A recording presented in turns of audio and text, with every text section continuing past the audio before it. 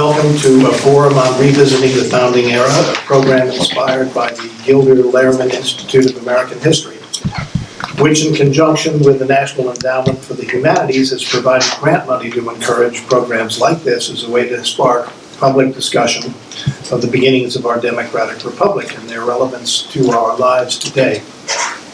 You can find out more about Gilder Lehrman by visiting their website, which is www.gilderlehrman.org. I am Barrett Seaman. I'm the chairman of the editorial board of the Hudson Independent newspaper, which, along with the Warner Library, is sponsoring this event. I'd like to acknowledge Maureen Petrie. Maureen, where are you? There she is. The director of the library. And I'm going to ask you to say a few words, if you would. Can I borrow your mic? Yes, you may. So I just wanted to thank you all for coming tonight out in this terrible weather, and thank the panel for participating. It's wonderful to get these grants, but we need to bring them to life, and certainly you're helping us do that in a wonderful way. And special thanks to Robert Kimmel of the Hudson Independent. He put this panel together, and I know it was a lot of hard work, and I really appreciate that. And this is not the first panel he's put together for us. He did one for Humanities Grant. Thank you, and you have my thanks too, Bob, for all the work you do. There's a lot going on locally that's related to the founding era. For much of this year, Irvington High School teacher Eric Weisselberg and Irvington Village trustee Connie Kehoe have been hopscotching all over the county doing presentations on the part played by and in Westchester County in the Revolutionary period. Connie has made so many appearances so often that you'd think she was running for office, which in fact she is, although unopposed in her bid to serve another term as the deputy mayor of Irvington. You can find out when and where Eric or Connie will be presenting next and learn a lot by visiting rw250.org for Revolutionary Westchester 250. And Connie has lots of material here. So why don't you buttonhole her afterwards? You can find out more and find out when you can catch their act next. Also on display over on the wall here, you'll see just a few of the historic American flags collected by Sleepy Hollow resident Lee Kennedy. Lee, are you here tonight? I'm not sure if he was able to make it. At one point, Lee had a collection of some 300 flags. He donated that original collection to a museum in his home state of Oklahoma, but retains replicas of more than 50, as you'll see from the little explanatory plaque that is there in front of them. Each of them has represents an inflection point in American history that roughly coincides with the areas that we'll be focusing on in the presentation this evening. Next year, a larger collection of Mr. Kennedy's flags will be here on display. So look for further announcements on that. As I said at the outset, the topic of tonight's forum is revisiting the founding era. Each of our four panelists will address one of the four significant periods during the nation's formation, the issues that confronted America during its earliest years, and how those issues continue to resonate on our lives today. The four areas are declaring independence, realizing independence, creating the Constitution, and governing the nation. We're fortunate to have four local scholars of American history as our panelists, so let me introduce them. On my far right is Jessica Hunsberger. She will focus on declaring independence. Ms. Hunsberger chairs the Social Studies Department at Sleepy Hollow High School, where she has taught AP Government and Politics for most of her 24 years there. She was a political science major at Colgate University, where she participated in the prestigious Semester in Washington program. Realizing independence will be examined by Patricia Bonamy, Professor Emerita of History at New York University, from which she retired in 1996 after teaching there for 26 years. She has authored 6 books and has more than 100 articles published. Professor Bonamy has been a visiting professor of history at Columbia University and a fellow at the John Carter Brown Library in Providence, Rhode Island. She has a master's degree from NYU and a PhD from Columbia University. Creating the Constitution is the period to be described by Richard Hoffman to my immediate left. He has taught American history, government, and economics at Dobbs Ferry High School for 27 years. An estimated 2,000 students have taken his classes. He is a coordinator of the Senior Internship Program and administers the high school's voter registration drive. Mr. Hoffman has an A.B. degree from Harvard and a master's from Indiana University. Last will come Richard Rose, talking about governing the new nation. He is Tarrytown's historian and a past president of the Historical Society, serving Sleepy Hollow and Tarrytown. His teaching career has embraced over 45 years at both high school and college level. He continues to teach in the Collegium program at Westchester Community College. Mr. Rose has degrees from the University of Buffalo and the University of Maryland. At the end of these formal presentations, we would welcome questions and comments from the audience. We're going to set up a microphone over here, so if you do have a question, line up at that point. It's my guess that if you are here, this is a topic that interests you, so don't be shy. Jessica, would you like to start us out?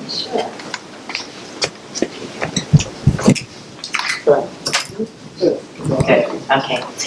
So I think it's interesting, my bio was government-based from our panel before, and which is true, but so my interest in history comes, and I do teach history also, came from my interest in government. So I think that what we're doing tonight is really wonderful because it does show us what we feel in the classroom all the time, which is the relevance of the history that we're learning and why that's so important to current discussions. So why is learning about our country's founding so important? Well, so in my government class, I asked the students in November, I asked them why they think the US government has survived. And the logical answer is always, well, we have our written constitution, which we're going to discuss tonight and is very, very fascinating. However, there's got to be more to it because there are countries who have not survived that have had written constitutions. So in my class, they come to discover something known as, we call APC, which is American political culture. So American political culture is made up of 5 elements: democracy, liberty, equality, civic duty, and individual initiative. These qualities are uniquely American, and no matter where one falls on the ideological continuum, we all believe in them. So where do these elements of our American political culture come from? One can argue that they come from our country's founding. They're grounded in our history, they're built into our Constitution, and then of course they're taught in our classrooms. So this is why I believe tonight what we're doing is so important. Studying the revolutionary time period reminds us about our common beliefs in an age where we feel so polarized and divided. And also studying the founding era tonight, we will see that there are so many discussions, there are so many discussions today that, so many themes from the time period that are part of the discussions we're having today, so that where we feel like we are living in a very unique time period, when we start looking back at the founding, that may not really be the case. So let's look at our past and what led us to declare independence. So the British colonists had first settled in the New World in the early 1600s, and we didn't declare our independence until 1776. So what was happening for 150 years? Well, Great Britain was allowing its colonies to rule themselves. The economic relationship between Great Britain and the colonies was known as mercantilism. The mother country profited from getting the raw materials from the colonists and selling back the manufactured goods. The colonists, for the most part, were proud to be part of that British Empire. Even the Pilgrims that set up the first democracy in the New World, if you look at their document, the Mayflower Compact, their reverence to the king and to God is seen as they mention King James over and over again. So this long period of salutary neglect in which the individual colonies had established some form of representative government lasted until the French and Indian War, also known as the 7-Year War, from 1756 to 1773. Even though the British and the colonists successfully defeated the French and several of the Native American tribes who were living in the Western Territory, the British were left with a war debt and feared more conflicts between the colonists and the Native Americans. So, in U.S. history, in high school we teach this as a major turning point in our country's history, because this is where this period of salutary neglect ended, and the relationship between the colonists and the mother country began to change. The British passed the Proclamation Act preventing the colonists from going into the Western Territory they had won, and they began taxing the colonists without their consent. So remember what I said earlier about our common beliefs, American political culture. So the seeds of these two American ideals, liberty, especially in regard to the freedom to own your own land, and democracy, the right to rule oneself, were planted at that point.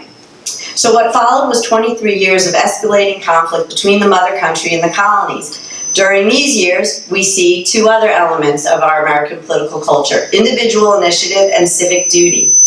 Colonists formed our nation's first interest groups, the Sons of Liberty, the Daughters of Liberty. They organized boycotts, began making their own products, wrote petitions, and discussed their rights. However, the more the colonists protested, both through peaceful and not so peaceful means, the more Great Britain infringed on their liberties. But still, it takes 2 decades, a long time, from the end of the French and Indian War to the actual Declaration of Independence. How did the revolutionaries convince the people to turn against the country they had revered and to wage war against this powerful nation? So with this question, several relevant themes emerge applicable to today. The powerful use of media or propaganda, and also the use of the written word or plain language to appeal to the common person. In modern times, we say that the media has the ability to frame the issue or set the political agenda based on what they cover and how they cover it. Interest groups and people of all political ideologies use social media and memes to convince us to view an issue in a particular way. Well, in 1770, Paul Revere's engraving of the Bloody Massacre not only framed the issue during the time period leading up to the Revolution, but also established the narrative about the relationship between Great Britain and the colonists that many of us learned in school. This primary source presented a one-sided portrayal of the conflict that occurred in Boston. British soldiers were firing on innocent, unarmed colonists, their backs were to the soldiers, and an adorable little gentle dog sits in the foreground of the picture. 5 people were killed that day, and the engraving was titled, "The Bloody Massacre." Certainly, this is interesting food for thought for us when we look at newspapers and social media today. And then perhaps even more influential in the time period and relevant today is Thomas Paine's Common Sense. 6 months before the Declaration of Independence was written, an anonymous, subversive pamphlet was released. What was it that Thomas Paine did that convinced the people to fight? What would convince people to go against everything they know, to risk everything? Because in 1775, before its publication, about 15 to 20% of the people were loyalists to Great Britain, and about 20% were neutral. Thomas Paine used plain language for a wide readership. He logically dispelled all of the reasons why people were remaining loyal. And again, listen to the themes that he hits because it ties to our American political culture today. 1, he points out that not all of the colonists were from Britain, so therefore they don't need to remain loyal to the mother, that the colonists actually came from many countries and they came to escape persecution in Europe. 2, he also introduced the novel Enlightenment idea that the law is king and that no one is above the law. 3, economically, he argued that the Americans would profit from free trade with other countries.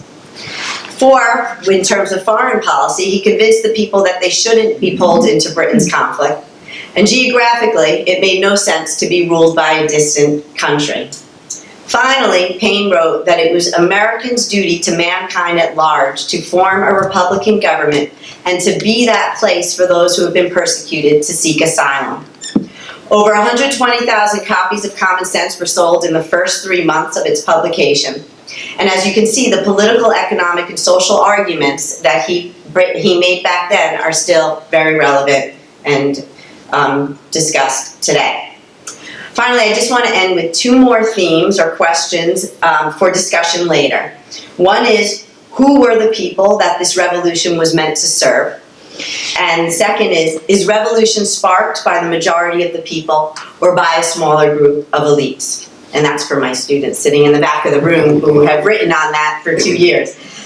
Yes, many groups did not enjoy the fruits of revolution.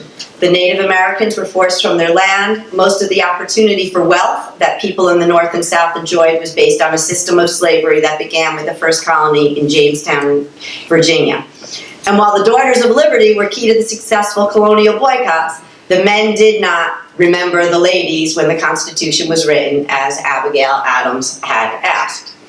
But all that being said, equality was an aspiration in the Declaration of Independence and in the documents of the time.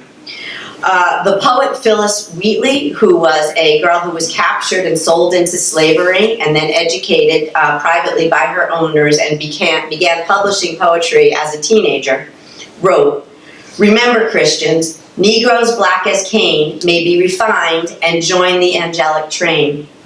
This poem has been interpreted to mean that we are all equal in salvation or in the eyes of God, and to me it shows us that equality was an aspiration, and she recognized the contradiction.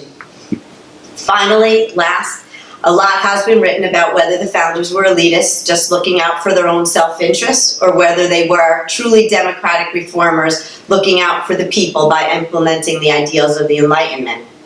So to me, I find this question interesting today because of the use of the words elite and common people.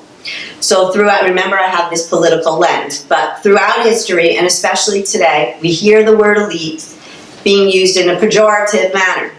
And in addition, we see our candidates and elected officials striving to appeal to the common people.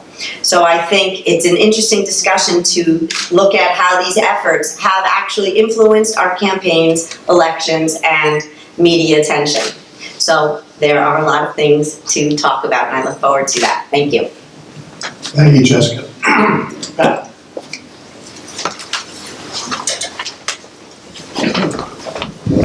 So can you hear me all right? Yes. Good.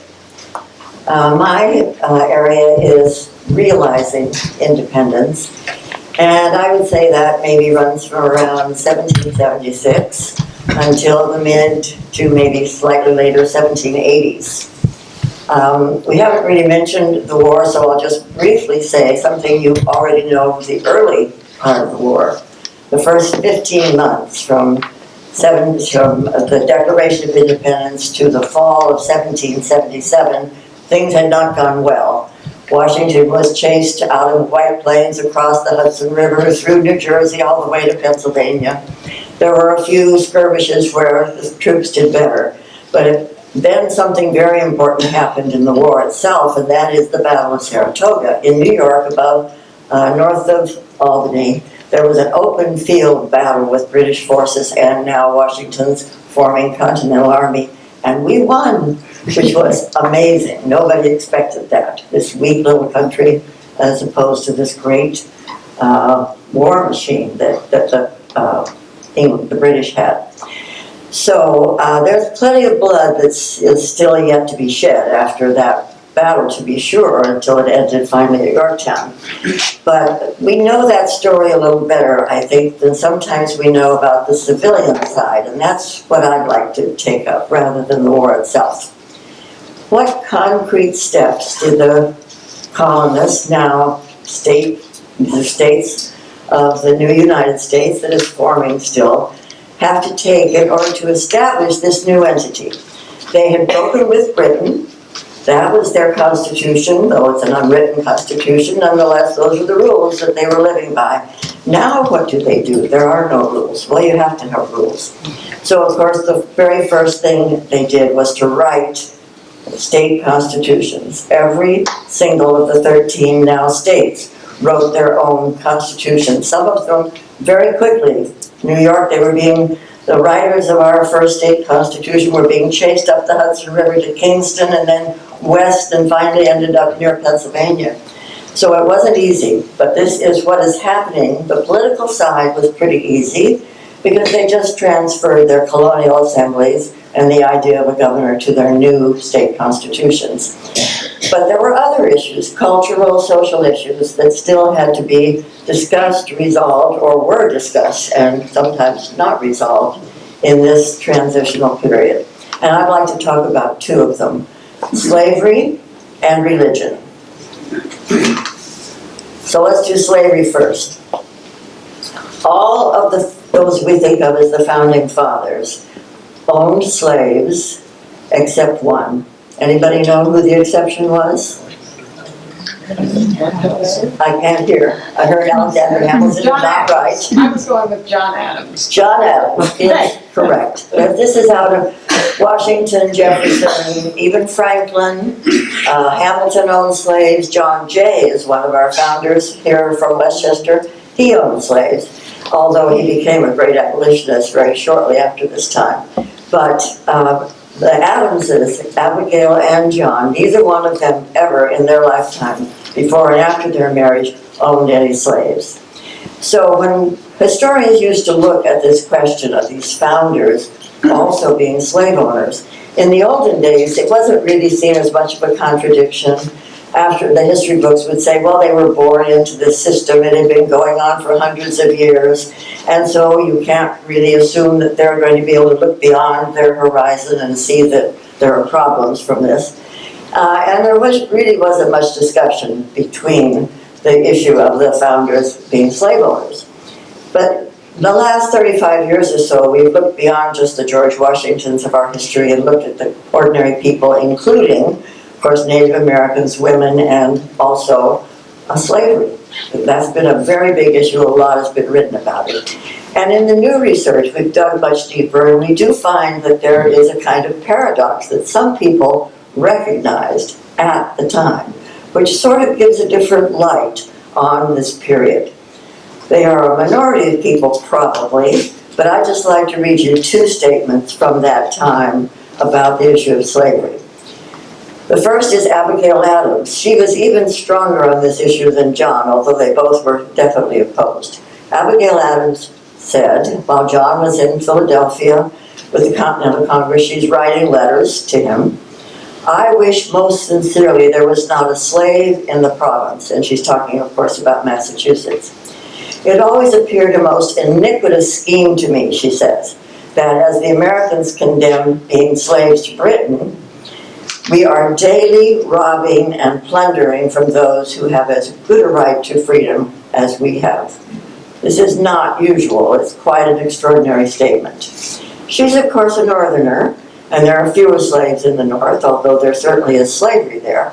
But let's see if there is a Southerner who spoke up. And yes, there is. His name is Patrick Henry, among others. Jefferson also spoke against, and there are others. But Patrick Henry said the most remarkable and honest thing that I think I've ever read from that time. He said, is it not amazing that in a country above all others fond of liberty, there is the slave system?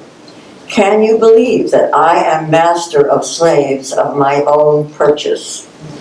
I am drawn along by the general inconvenience of living without them.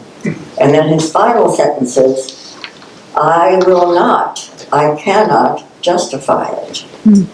And he merely went on to say we should do something about it someday and pushed it off into the future, as did most people then. So this is, the question came up. That's really the main point I want to make on this part. Then you come to the Declaration of Independence itself. And as many of you know, there was a clause initially when Thomas Jefferson was writing the drafts, first drafts of the Declaration, which included a clause against the slave trade, not slavery, but he wanted to ban the slave trade. But the Southerners absolutely rose up against that. One fellow, one of the delegates from South Carolina said, if you do that, we're out of here. And they wanted to have all 13 now states supporting the Declaration, or it wouldn't have been effective, they felt. So this clause was removed from the Declaration, but nonetheless, again, you see there is consideration being given.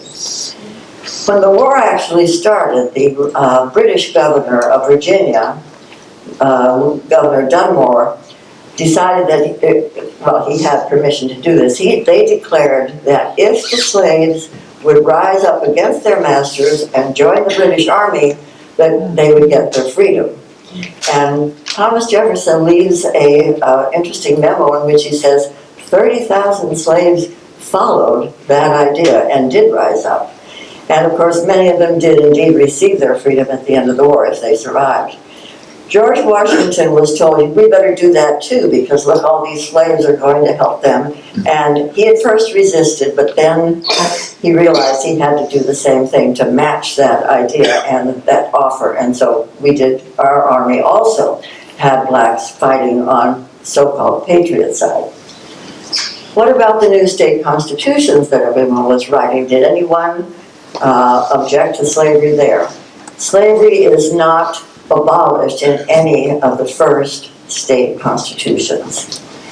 It isn't even mentioned. There's just kind of an utter silence about this. It was sort of pushed off through this period into the future, and as we well know, way into the decades later, we have to settle this problem by a civil war. So the one positive result that I would recognize from this period regarding slavery is there were more free blacks after the Revolution, those who stayed as patriots in America because they had gained their freedom by fighting in the war. Okay, and lastly, what about religion? The issue here is whether there's going to be a church establishment or church establishments in the various states. Now, what it means to have a church establishment is that taxes are charged on all of the population and they have to pay for the churches. So that means you have an establishment. In the colonial era, there were 5 colonies that did have established, clear, strong establishments. 3 in New England, Massachusetts, because this is the Puritan settlement, which went into the 18th century, now the congregational churches. And in Massachusetts, New Hampshire, and Connecticut, the congregational church was established, paid for by taxes, and so on. In the South, Virginia and Maryland, our Church of England establishments also started in the 17th century, which is why they were able to do it. These are all English people who come in those years. And they were also paid by taxes. They tried to do it elsewhere, but it didn't really work very well. So in Massachusetts, now they're writing their new state constitution, and all of these state constitutions declare religious freedom. I'll just give you one example from Massachusetts. No citizen shall be molested or restrained for worshiping God according to the dictates of his own conscience. Sounds good, doesn't it? The problem is that they also pass laws saying that the taxpayers must support their local churches. And guess what? 97% of them at least were congregational churches. So if you don't think that's an establishment, there's another law that says you have to go to church on Sunday. Actual law that does it. So yes, they still had establishments, as did Connecticut and New Hampshire, and they lasted actually well into the 19th century. So, what about the other states that are writing their constitutions? Final point. All of them declare freedom of conscience, but you have to look at the fine print in those state constitutions as well. Who holds office? Who can vote? So I'll just give you 3 quick examples. South Carolina supports Christian Protestant religion. So this is a kind of Protestant establishment, though they don't tax anyone for it. Only Protestants can hold office in the state Senate. And the civil rights of the ordinary citizens, they must acknowledge first that they believe in one God and a future state of rewards and punishments. And we find these phrases in many of those first constitutions. New York. There should be no discrimination or preference in religion, they start out with. But then they say this will protect New York against the ambitions of, and I quote, wicked priests and princes. That's a clear shot at the Catholic Church, which was illegal during most of colonial times in New York. Pennsylvania, that famous colony which had all these different religious groups, a lot of diversity. But the legislators, and they also give this statement about they're going to have freedom of religion, but the legislators have to affirm their beliefs in one God, and specifically in a Christian God. Now that allows Catholics, of course, to be part of the society, but it excludes Jews, and the Jews desperately rejected this and fought against it, and when they rewrote the Constitution, revised it in 1790, that clause was taken out, as were many of these clauses as time went along. So, to sum up, well, these people, it seems to me, in this period of transition, have one foot in the past, still caught in their social and cultural habits from before, and they're trying to put one foot in the future. They don't succeed in slavery. That is not solved. They do make some progress in regarding religion, but of course, as we know, it really takes the Constitution with its separation of church and state, and even then, there are many, even these establishments in New England go beyond that. So they succeed in some ways, but not others, and now let's see what happens in the next period. Richard, you've got your task. Can everyone hear me? The good thing about the rain tonight, by the way, is that, and thank you for all being here and braving the elements, and no one has to worry about missing the Yankee game tonight. I'd like to do a little bit of mental time travel. Imagine it is May 25th of 1787. In a building in Philadelphia, which we all know as Independence Hall, but back then was the Pennsylvania State House. A room somewhat larger than this, without the electric lights. And in this room, 29 men representing 9 of the 13 recently independent states have gathered. If you've ever been to Philadelphia in late May, you know it's hot and sticky. And one delegate to this meeting reported he kept a daily journal over the next 80 days of weather, and majority of those days wrote either hot or very hot. And these 29 men representing the 9 states include luminaries such as Alexander Hamilton of New York, George Washington and James Madison of Virginia. Another 26 would show up a little bit later, including local notable Benjamin Franklin, and eventually 12 of the 13 states will be represented by a group of 55 men altogether. 70 had been chosen, but 55 eventually showed up. The meeting is closed to the public and to the press. So as we see here, the windows are all closed.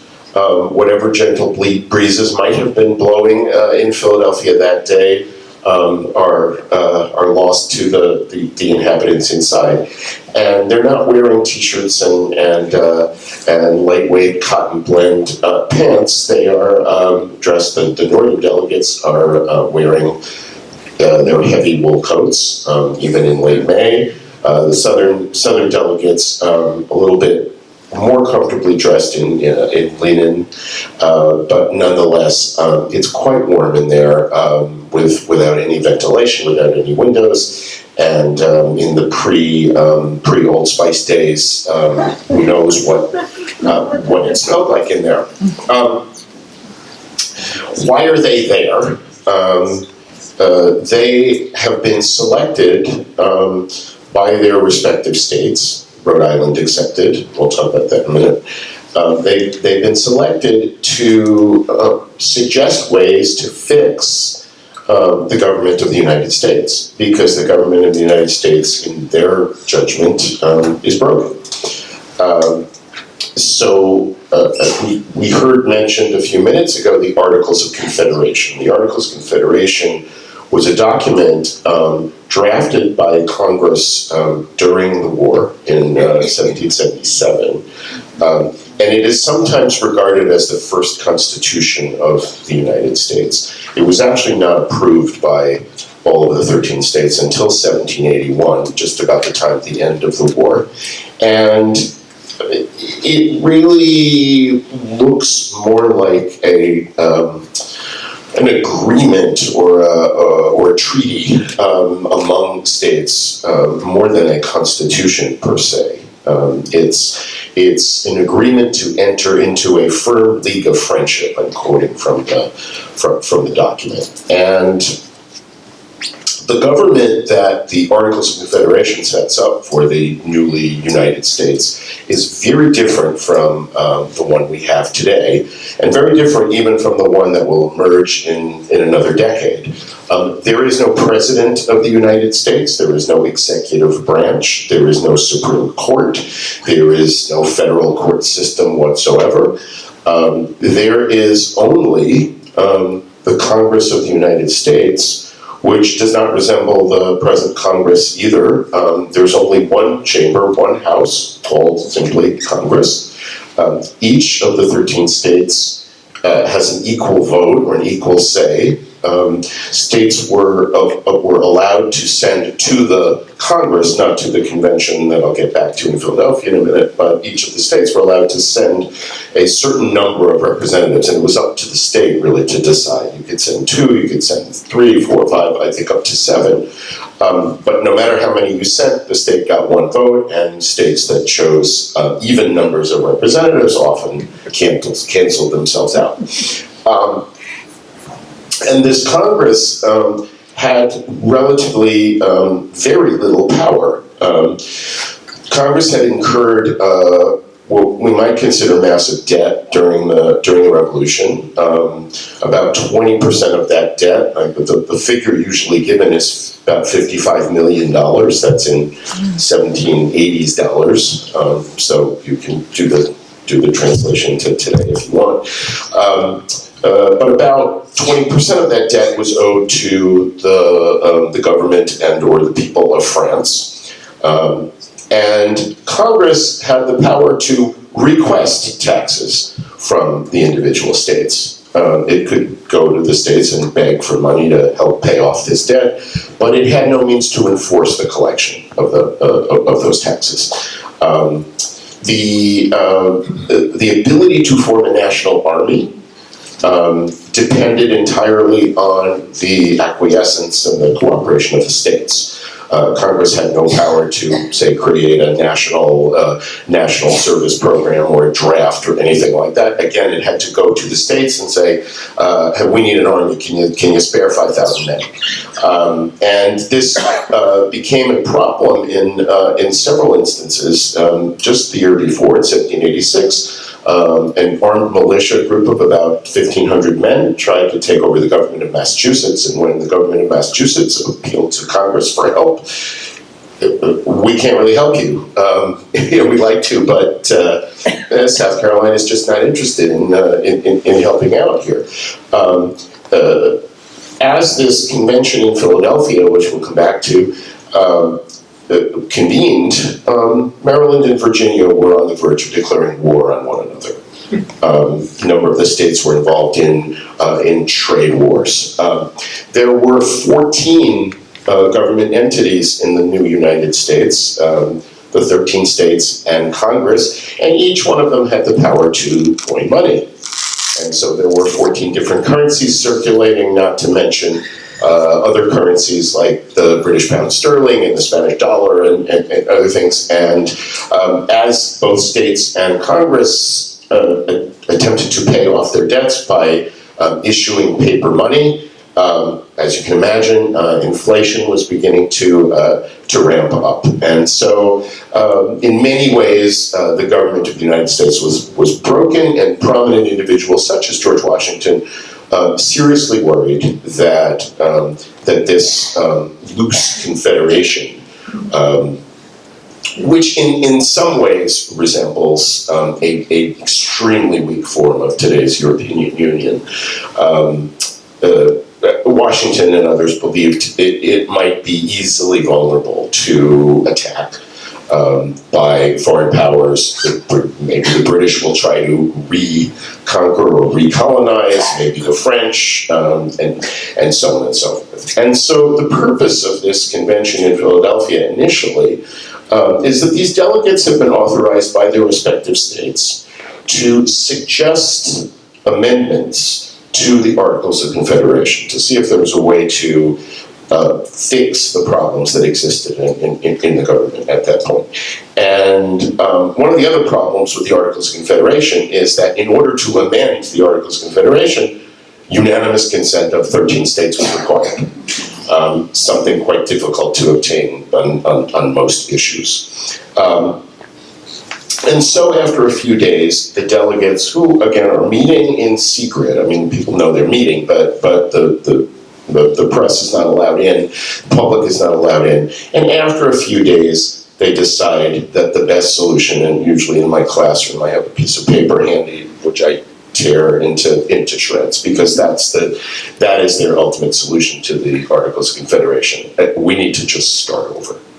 And this begins the search to create a new constitution, which will become ultimately the Constitution of the United States of America, which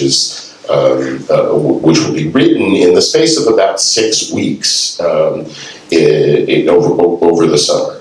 And there are a number of really important issues that have to be resolved. And anyone who thinks that they can divine the intentions of the Founding Fathers as if the Founding Fathers were a single entity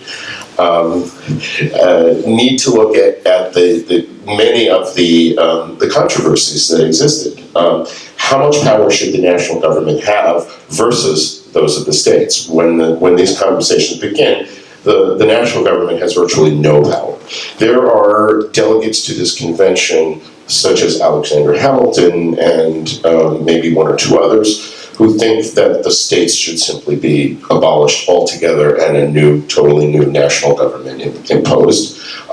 At the other extreme, you have people like Patrick Henry, who are very fearful that the democracy that has been established in the states will be taken away, and that old King George will be replaced by a new King George.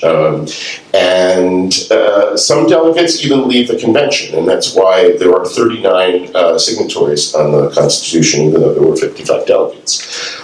Some left because of personal reasons, others left because they just could not abide by the decisions that were made. How much power should the national government have? What should be the structure of this new Congress that is created? You have states with varying populations. The population of Virginia is 10 times that of the smallest state, Rhode Island. Yet in the existing Congress, they have an equal voice. Is that fair? That's one of the conversations that comes up, and ultimately if you remember, if you were awake that day in history class those years ago, you may remember the Great Compromise, in which the big states got a house of the legislature, the House of Representatives, that's organized according to population. Every state has a number of representatives proportional to its population. And the smaller states, such as New Jersey, got their wish, which was to have a Senate where every state retains that equal vote. And then the next question is, well, what about the states where slavery is legal? Do those folks count when you are computing the populations of the states? The Virginians, the southern states in particular, said, well, we have more people, quote, including those who were enslaved, therefore we should get even bigger representation. The northern states said, well, if you're going to do that, then you're going to have to pay a greater share of taxes as well, proportionally. The southern states said, whoa, wait, that's not fair. And the northerners said, well, you can't have it both ways. And what emerged was the infamous 3/5 compromise, in which the population of enslaved persons counted as 3/5 of a free person's population, something retained in the Constitution until the abolition of slavery and then the subsequent adoption of the 14th Amendment. Other questions which we're still debating now, what should be the role of the newly created executive branch? How much power should this new president have? And most of the delegates at that convention assumed that the first occupant of that presidency would be George Washington. The only competition he really had was with Ben Franklin, and Ben Franklin was 81 years old at this point. What checks should there be on his power? I did some research in case the question comes up later, because certainly at some point I think the I word may come up tonight. In terms of what should be the power to impeach the president, there's much disagreement among the founders, among the framers, of whether that should be possible and who should have the power to do it. Should it be the courts? Should it be Congress? And so on. And how should the president be chosen? Many of the delegates believed Congress should choose the president, just as in the British system, the Prime Minister is chosen by the House of Commons. Very few supported the idea, very few, if any, supported the idea of a national popular vote of any kind. And the final question is, given that all of the 13 states had bills of rights in their constitutions, is a Bill of Rights necessary in the federal Constitution? There were those who believed we don't need a Bill of Rights, the states already have them, we gotta get this thing done before the country falls apart, and if we're gonna now start debating a Bill of Rights, this is gonna delay the whole process. And then there were others who said, I'm not voting for this thing unless it has a Bill of Rights. And ultimately a compromise was settled that if we approve the Constitution and we send it out to the states for ratification, we promise we'll work on a Bill of Rights and we'll get one added as soon as possible. You pretty much know the rest of the story. It took about a year and a half for ratification to occur. 9 out of 13 states had to ratify the Constitution. All 13 of them ultimately did, although Rhode Island did not ratify the Constitution until a year after the new U.S. government had already been in place. George Washington was already president, and Congress was already in session. So here we are, and now the new government begins. Over to you, Rick. And the beginning of that new government was not easy, as you can imagine. We have been speaking tonight about the concept of power from day one. The American Revolution was a power play, as you well know. You heard the evidence that was presented. Writing documents and having frameworks of government is all about power. Who has the power to do what, to whom? And we're, of course, still asking ourselves the same question. Well, when the new government starts out, it too has a lot of difficulties with not only implementing the power that supposedly is in the document that it's supposed to abide by, but also applying the concept of power to real life situations that they find themselves in. And I thought I would speak to you about a few of those real life situations that they were in, how they applied the concept of their newly acquired power, and then how we could connect that to similar things that we see today. And the first one that I want to look at with you for a moment is one that you think you know, and I think I know inside out, and that's the freedom of speech. Now, the freedom of speech is something that the colonists demanded in that American Revolution, right? And when they won that American Revolution, they made sure that they got it in their state constitutions. And finally, when the Bill of Rights was added to the Constitution and ratified by enough states in 1791, everybody thought, okay, we have it. signed, sealed, and delivered. We all can say whatever we want to anybody under any circumstances. Well, I'm not sure that aspect of it was really true, because we know over the course of our experience in just our own lifetimes, with our relationships with other people, that the freedom of speech is not absolute. The freedom of speech has all kinds of limitations to it. Now, some of these limitations are things that we have learned by saying the wrong thing to the wrong person and getting stuck with the results. That person doesn't talk to you anymore. That person socked you in the teeth, all right? That person decided to sue you for libel. So we know that the freedom of speech is a limited thing, but government is trying to figure out, well, how do you use it in a real-life situation near the end of the first decade of the American Republic? And I point your attention to an undeclared war that broke out between the colonies, well, I should say America now, between the new American Republic and France. And the political dichotomy that was developing at the same time in the new republic. Because people were on different sides of what can you say and how much can you say it and under what circumstances. And ultimately, before George Washington realized it, there were political groups that were formulating, and they had divergent positions. Sometimes he agreed with what some would say, and sometimes he disagreed with what others would say. But all he had to do was to attend a cabinet meeting, and he would find two Spitfires who were more than willing to go at it any time of the day or night.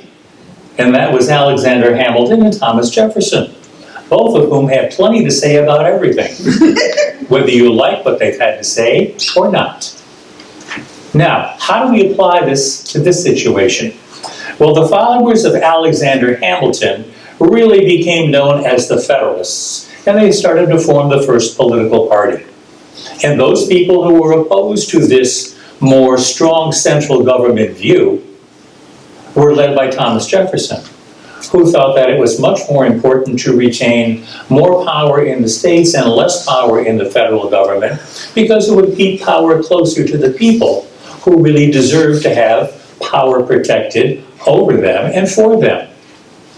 So a situation began to arise during this undeclared war where the Federalist Party and John Adams, who happened to be president at the time, were very nervous over people who were speaking out against the president and against the United States' behavior in this undeclared naval war. Some people said, this is sedition. Now, sedition is undermining your country, undermining the leadership of that country, and we cannot allow that kind of behavior to occur, because that will literally tear us apart, and that will pull the president down. And that's not going to provide for a healthy nation. So, Congress passed the infamous Alien and Sedition Acts. And these Alien and Sedition Acts basically said, you can't criticize the president, and you can't criticize the behavior of the United States in terms of this war. And we are now going to expand the time it will take you to become a citizen from 5 to 14 years, because the people who were doing the greatest amount of complaining were the party of the Jeffersonians, the Democratic Republicans. So you can see how politics is playing a major role. Political parties are determining how it's going to work out. Now, was the law enforced? Absolutely. Several hundred people went to jail because of their behavior. But the law prompted an even more adverse reaction. 2 states, Kentucky and Virginia, passed a law. And the law said that we aren't going to obey this law because we think the federal government didn't have the right or the power to make a law limiting the freedom of speech in this way. And so they declare the law null and void in Kentucky and Virginia. So it's basically taking the law passed by Congress and tearing it into pieces of confetti, just like my colleague explained about the Articles of Confederation. So here is a direct challenge. Now this is making presidential politics really very juicy. And people are starting to choose sides, you know? Because who should have the power to do what? Should Congress have the power to tell people to shut up? Should Congress have the power to say we can't criticize the president, even though criticism may be appropriate? Wow, interesting. Now, if we were to take the very same thing today, my goodness, where would we be? The freedom of speech and not being able to criticize the government or criticize the president. Can you imagine if Congress tried to legislate a piece of law like that? That would be absolutely unbelievable. The repercussions would be immense. We criticize Congress, politicians, the president, and everything all day long. Look at Twitter. Look at Facebook. What is it? It's a constant feed of criticism. There's not too much praise out there for anything, but there sure is a whole lot of criticism because everybody thinks that they know more or they know better, and maybe we do. So we are testing the power again, aren't we? But the test is at a whole different plane because now it's the whole public which is criticizing everybody, and singling anybody out is going to be very, very difficult, isn't it? So I leave that for you to think about a little bit. Maybe it will prompt a question. The second area that I wanted to chat with you about was the election of the president, or the selection of the president, depending upon how you want to look at it. We know that the Constitution provided an indirect election process, correct? And we know that the Founding Fathers did that because they didn't trust you and they didn't trust me to be able to make a good decision. Why? Well, because we probably weren't so educated and maybe we didn't know enough to make an intelligent choice. So, other people were going to have the power to do that, but not us. Remember, during this time period, if you didn't own property, you didn't vote. Gee, it looks like someone has organized this effort to make sure that they have the power, but not be able to share it with you. Because maybe you and I didn't own any property back in those days, because we just worked for somebody. Remember, there's a lot of poor people, and not too many wealthy people, back during when the Republic is getting itself together. So the Electoral College is created, and you all know how the Electoral College functions. It officially elects the president. True? Yes. In 1800, in the election of 1800, no one president, no one candidate out of the four candidates who were running had a majority of electoral votes. Whoops. Did the Constitution say something about it? It did. These guys thought of what happens if no one gets a majority. So the election goes into the House of Representatives. And the House of Representatives, therefore, will determine who will win the election. So here we go. An exercise of power, right? We're shifting the power from the public, and we're giving it to representatives in the House of Representatives who indirectly are speaking our voice, maybe. But we don't want to know whether they really are or not.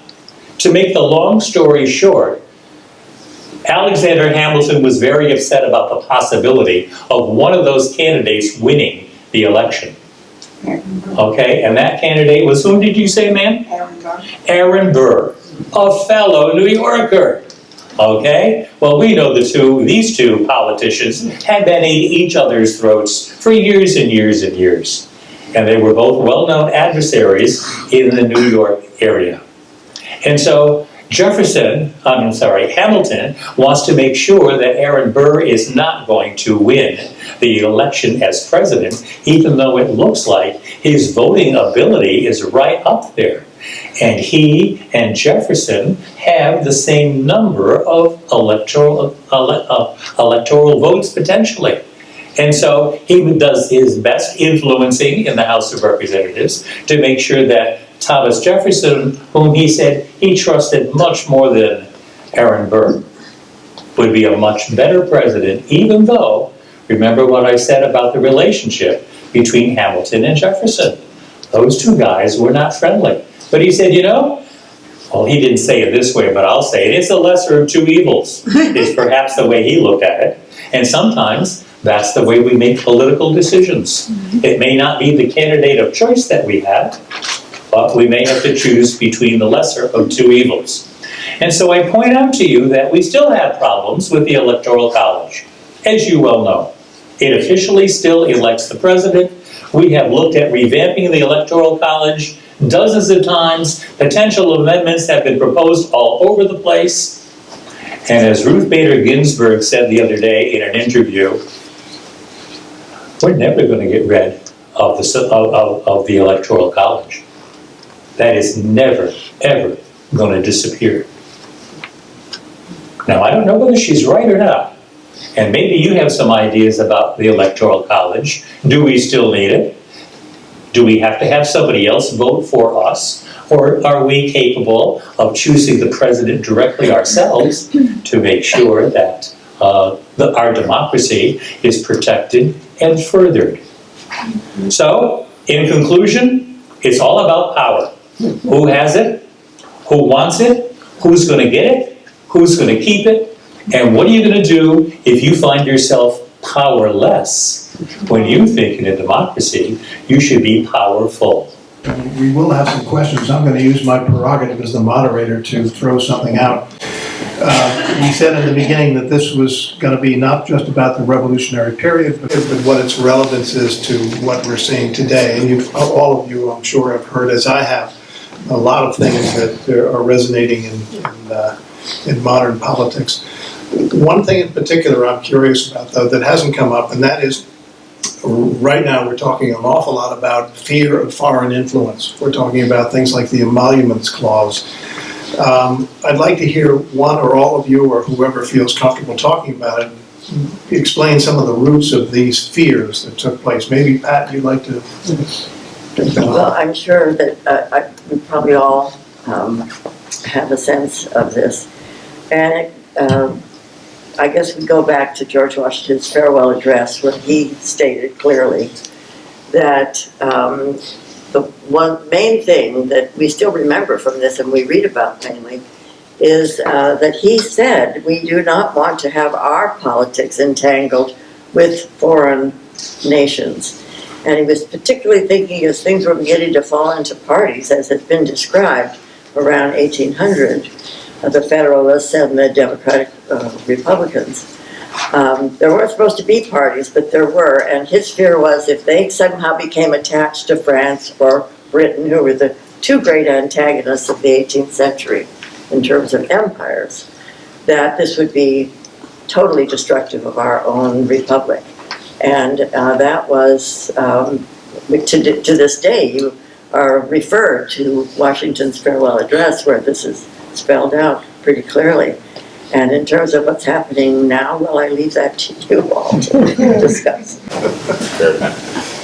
I just have a question that has circulated among state legislatures called the National Popular Vote. And if you don't know about it, do go online, nationalpopularvote.com. And it has received, it needs the same number of votes as the Electoral College, 270 votes for would eliminate the Electoral College.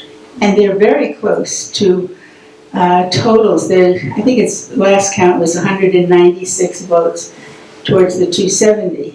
And I thought it's interesting, Common Cause in their latest propaganda is pushing that. That's their big thing, is to give money to Common Cause to help support the national popular vote. What has to happen, and it has happened in a number of states, I think there are about 15 or 16 states, which have approved it. Both houses of the legislature have to approve it, and the governor has to sign it, and it's mostly Democratic states that have supported it, not necessarily because it does get fair amount of bipartisan support. So when Ruth Ginsburg says that, I don't know that she's aware that they're. I think Ruth is quite aware. You think? All right, I would be surprised if she was not aware. Mhm. But it's a very difficult thing to take away the Electoral College, which has been here since day one, determining officially who that president will be. That is a hard thing to accomplish, very difficult. And there are many people who want to keep it. I mean, if you analyzed it from a Democratic or a Republican standpoint, the Electoral College definitely favors Republican candidates. That I can tell you is quite true. I'd like to speak to the Electoral College more broadly because we think of changes to the Constitution as happening through constitutional amendment. But the Electoral College as it works today is extremely different from how it was originally established. The only thing that is the same about the Electoral College, there are two things. The formula, that is the number of electors assigned to each state, and the fact that you have to get a majority of those electors to become president. But the choice of electors and who those people are who go to the Electoral College has always been left up to the states. And so what has happened over the past 200 years is an evolutionary process, a layering on of various state laws that have changed the way states choose their electors. So initially, the system was conceived of as basically a chamber of wise men, right, who would be chosen and who, once they got there, would figure out who the president should be. Once political parties started to form in the 1790s, that began to change. The election of 1800 was actually the result of a strategic error by the Democratic Republicans because their standard bearer was Thomas Jefferson, who was running against John Adams, the Federalist candidate. But because there were two positions, president and vice president, every elector was told to write down two names. The Constitution does not initially specify, there's no way to specify who's who. And so every single member, every single elector of the Democratic Republican Party wrote down Thomas Jefferson and Aaron Burr. What happened? There was a tie. The Federalists had the system worked out. They told one of their electors, vote for John Adams, but don't vote for Thomas Pinckney. Vote for somebody else, right? So if we win, Adams is the winner. So that engendered the first change to the Electoral College in 1804, the 12th Amendment, which says, okay, now instead of writing down two names on one piece of paper, you get two pieces of paper and you write down two different names. Because if you look at every other election, in 2016, Donald Trump and Mike Pence got exactly the same number of electoral votes. And in 2012, Barack Obama and Joe Biden got exactly the same number of electoral votes because we now make the distinction between the president and the vice president, even though they run as a team. But over time, states realized their power would be enhanced if they turned the electoral votes over to their people but bundled them together. And so in the 1820s, 1830s, we start to see many states now holding popular vote elections. If you look at statistics on popular vote, you won't see anything pre-1820. But if you go after 1820, now you start to see popular vote. And then states start to realize, let's aggregate our electors, so whoever wins the state gets all the electors, right? And so now we have the system pretty much evolved since the 1840s, where it doesn't matter by how many votes you win your state. You could win 51%, you could win 90%, you get 100% of the electors. And that's the system we have now, but that's a system that has evolved over time into this Rube Goldberg.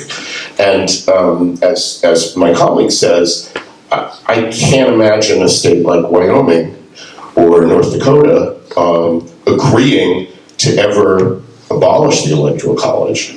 because they would lose tremendous voting power. The interstate compact is an attempt to do an end run around that by saying, we're not going to abolish the electoral college, we can't abolish the electoral college. What we're going to do instead is we're going to give all our electoral votes not to the winner of the state, but to the national popular vote winner. And that essentially neuters the electoral college without making it go away. So I think that's an interesting point that you bring up, because even if we go back to the Alien and Sedition Act and nullification that came up from Virginia and Kentucky back then, when the founders created a federalist system,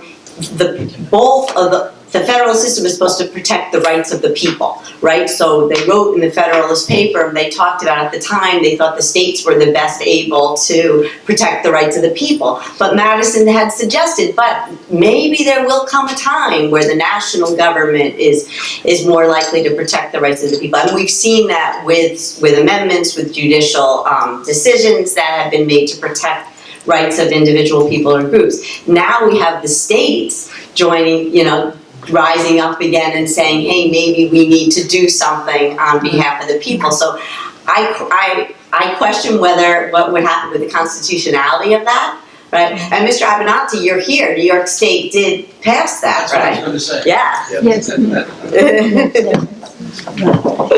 You have the microphone. Yeah, I was just going to say, first of all, I stopped by to see what this was about. I was supposed to be 2 other places, but I stayed. This was very interesting and very informative. So thank you for the presentation. And I was going to note that in 2016, we did pass it, and the governor did sign it. So we're one of the states that adheres to this compact. But as you said, whether it actually gets enough states to make it work is questionable. But we're seeing more and more problems with the way we select the president. And we're struggling with ways to, for example, primaries now.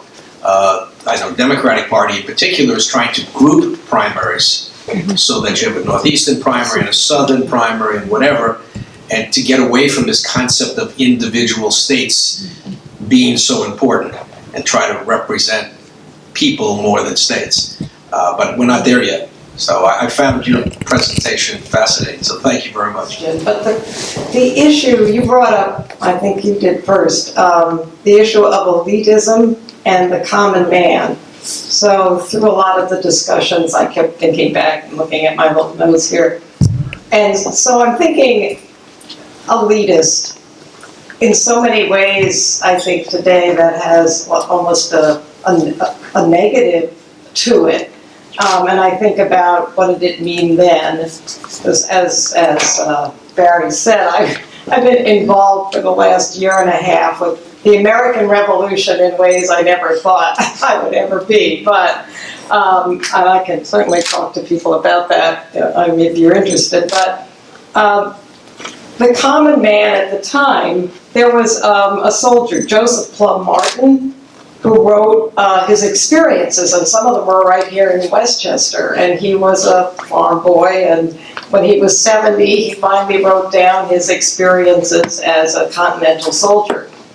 And then, of course, George Washington wrote so much, diaries, notes, all kinds of things about the war experiences day after day, and the orders from the Dobbs Ferry. And, so here we have two people that I've been thinking about. Is George Washington an elitist? Is that a negative thing? He was considered the general of the people, and there was an interesting painting that was done of Verplanck Point, which is of course part of Westchester, and it showed the tent that George Washington had and where it was placed when he had all his troops there after Yorktown, after the Battle of Yorktown, when they didn't even know that there would really be a peace. So that tent was described as, well, he could have been in a house. He didn't have to spend those weeks in a tent. But the image of George Washington, the general, as a man of his soldiers kind of changes the image of elitism. So I don't know exactly what my question is, but I've been pondering that common man and elitist issue.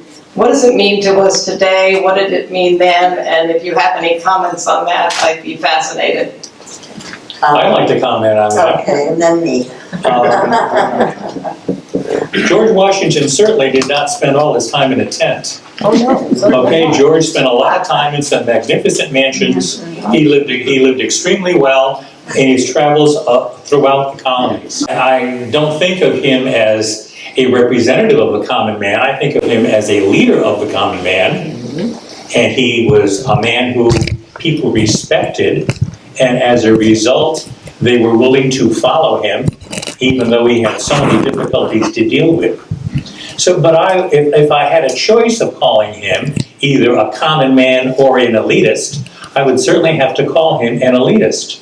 But I would also say a lot of the leaders of our country, politically, economically, and socially, have come from the elitist community.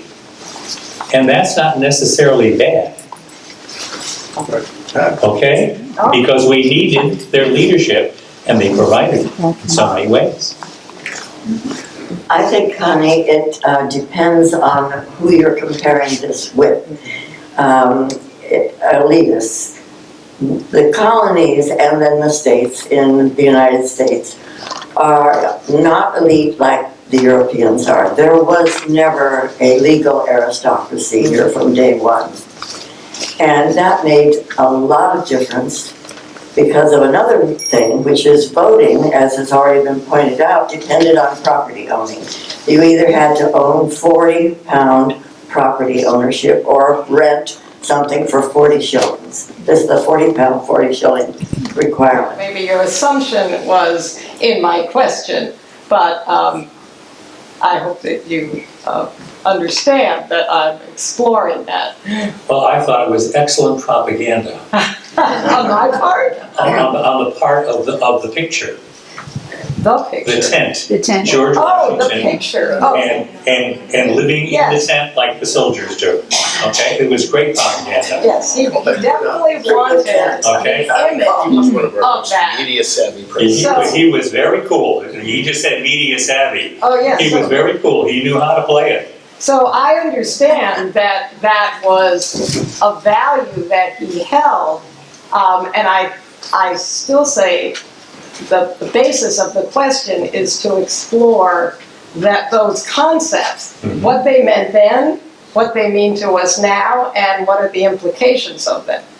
I think it's a great question, and certainly one that we ought to be looking at today in our own society. And do you know that you can actually see that tent? Oh, if you yes. go to the Museum of the American Revolution in Philadelphia, they have the whole thing reconstructed there. Fascinating. We have a couple of minutes left. Are there any other questions? Yes, sir. The treaty over Jay's Treaty, where there were many that were against this treaty, to the point they were saying that George Washington should be impeached. So I guess my question is more about what can we take away from that lesson where the most adored individual in American history, all of a sudden now society begins to criticize him and begins to say, hey, we should impeach this individual in the second term. But you got to remember that politics is playing a role just like it is today, right? The emerging new political parties are beginning to take stands on things. And of course, by taking a look at the Jay Treaty, from my understanding of it, is the fact that it kind of smoothed things over with England and didn't really hold England accountable for the negative things that she had done to the Americans. And people didn't like the fact that England was being treated with kid gloves when she should have been punished and made to pay for the sins that she had committed. So I thought the politics of the day were playing a role. My impression of the average American way back when was that he or she was already distinctly different from the English, if for no other reason than the Dutch were here for so long. The government was Dutch. And it seems to me Americans are by nature risk takers. They've crossed an ocean for us. I mean, this was a major move for so many families over so many generations. Did they not see themselves as uniquely, especially different from the English already by the mid-1700s?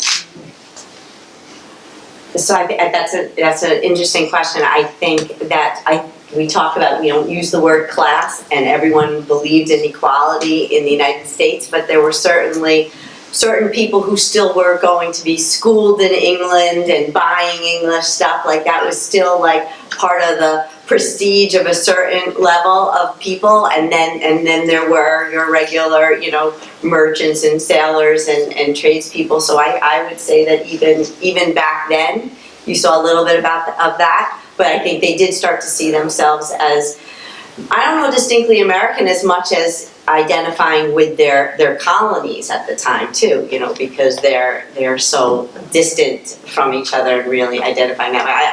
I guess I don't disagree in terms of what you're saying in terms of being risk takers, and there's something about being uniquely American. I know, like de Tocqueville wrote coming from France and observing what it was like here, and there was definitely something unique and different. He noticed materialism, he noticed class, but he noticed this kind of equality, and the British made fun of us for doing that, because even the whole property thing was everybody could own some property compared to what it was back in England. So What about the Dutch influence on their sense of not national, whatever you call it? I would think. Well, the Dutch were only here for 40 years, and it was in New York, and also Connecticut and down to the Delaware, to be sure. And there is an influence, even today, yes, from around the 1620s to 1664, and then with a brief return for a year and a half. But nonetheless, they left an imprint. But there were also Scots, there were Germans, Huguenots, all different religions, all different ethnic groups. It's the diversity maybe that you're thinking of that did make us somewhat different. I think that's true. I think one of the aspects that we ought to remember is that the Dutch were incredibly tolerant, which is unique for most of the other colonies at the time. I mean, some of the most intolerant people were in Massachusetts, who were, we could call them bigots, because they had no respect, nor would they legally allow another religion to settle in, or a religious group to settle in their own colony. I mean, that certainly didn't have the door open, even though they were the people who were so persecuted in England, and that's why they left. They came over here and became as intolerant as they had been treated in England. So that they almost didn't learn their lesson. So I think what I really like about the Dutch is that they demonstrated tolerance, religious tolerance from day one. But they were interested in making money, and boy, do they know how to do it. Even better than the English.